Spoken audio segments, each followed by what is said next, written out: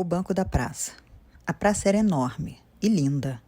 Entre plantas variadas que ornamentavam os canteiros, como azaleias, gerânios, bromélias, cicas, agaves e agapantos, o que mais impressionava eram as árvores centenárias, plantadas ainda no tempo do Império. Os quase 100 imponentes eucaliptos que abençoavam as duas alamedas principais da praça já tinham até nome pomposo, dado por várias gerações dos habitantes do lugar, a famosa Catedral de Eucaliptos. Junto aos troncos centenários ficavam os bancos. Estes eram bem comuns, ao estilo francês, feitos de madeira e ferro.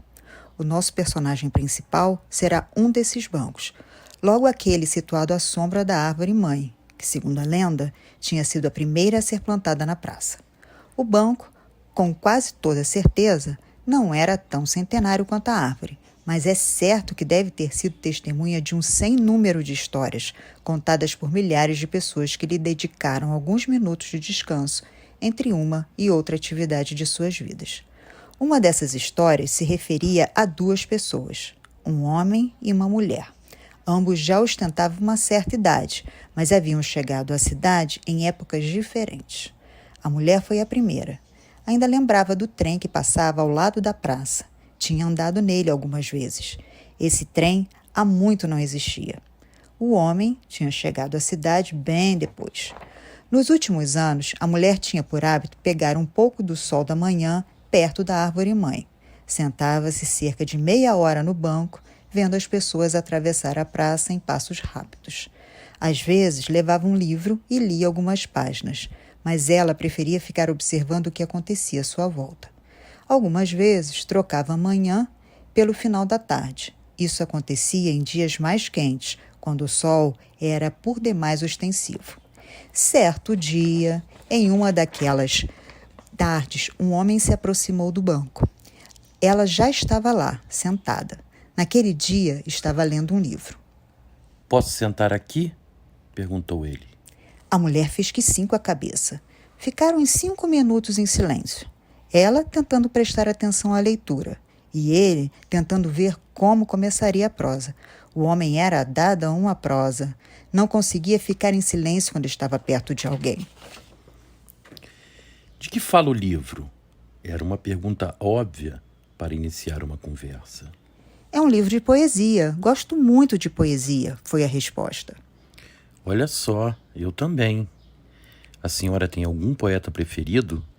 Eu gosto muito do Mário Quintana.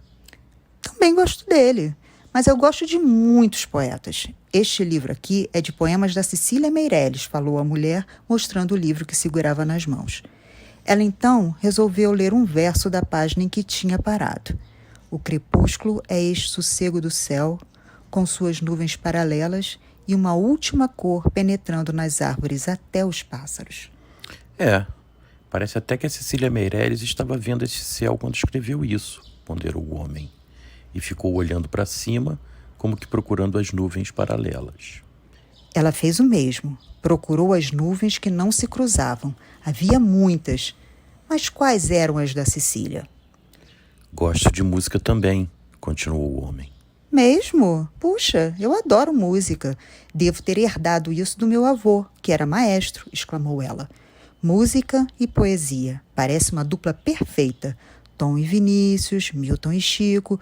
Podia apostar que os dois estavam pensando neles. Ou será que não? A senhora pretende ficar mais um pouco por aqui? Uns 15 minutos? Perguntou ele. Sim. Por quê? Respondeu a mulher. Eu gostaria de lhe mostrar um livro. Mora aqui perto. Vou lá num pulo e volto noutro, com o livro nas mãos. Dito isto, ele abruptamente se levantou e afastou-se a passos rápidos. Qual seria o livro que o estranho iria lhe mostrar, pensou a mulher. Afinal, tinham acabado de se conhecer, ele pouco sabia de suas preferências literárias, além de seu gosto por música e poesia. 10 minutos depois, o homem estava de volta. Trazia nas mãos alguma coisa que parecia um livro antigo, daqueles com encadernação de couro e letras douradas na lombada. Quero lhe mostrar uma coisa, falou ele. Sentou no banco, próximo a ela, e abriu o livro na primeira página. Veja isso aqui. E apontou para um monte, um nome e uma data. escritos com caligrafia esmerada. Junto ao nome caligrafado, o título do livro. Tristan und Isolde, von Richard Wagner. O livro tinha sido publicado em 1904 1905. Em seguida, o homem passou a folhear algumas páginas. Não era um livro comum, com letras, palavras e frases. O livro mostrava partituras musicais, com claves, pautas e notas. Intrigada, ela pediu para vê-lo mais de perto. O homem entregou-lhe o livro. Enquanto ela folheava cuidadosamente cada página, ele começou a contar uma história. Sabe como esse livro foi parar em minhas mãos? Há muitos anos, um amigo meu decidiu desfazer-se de algumas coisas que havia recebido de herança. Fui dar uma olhada e vi esse livro. Meu amigo falou que, até onde sabia, o livro tinha pertencido a um tio-avô que o achou em meio aos destroços de uma casa que havia sido bombardeada em uma cidade na Bretanha durante a Segunda Guerra Mundial. Interessante, não? Quando o homem acabou de falar, a mulher tremia. O senhor não vai acreditar, mas este livro foi do meu avô, disse ela chorando. E continuou. Meu avô era maestro e gostava de encadernar partituras de várias óperas e sinfonias. Era como se fosse um passatempo. Na Segunda Guerra Mundial, ele morava na Bretanha e teve a casa bombardeada por tropas inimigas. Ele conseguiu se salvar, mas precisou abandonar a casa. E prosseguiu. Seus compositores preferidos, cujas obras chegou a reger muitas vezes, eram Richard Wagner e Ludwig van Beethoven. Isso aqui é mais do que coincidência, é um verdadeiro milagre. Do nada, de repente, alguém me mostra um livro que foi do meu avô, com partituras de obras que ele deve ter regido. Olhando para o céu, agradeceu intimamente a graça concedida. Aos poucos, os últimos raios solares prenunciavam a chegada da noite. Algumas nuvens ainda persistiam em seu passeio lento e persistente. Voltou a pensar nas nuvens paralelas de Sicília.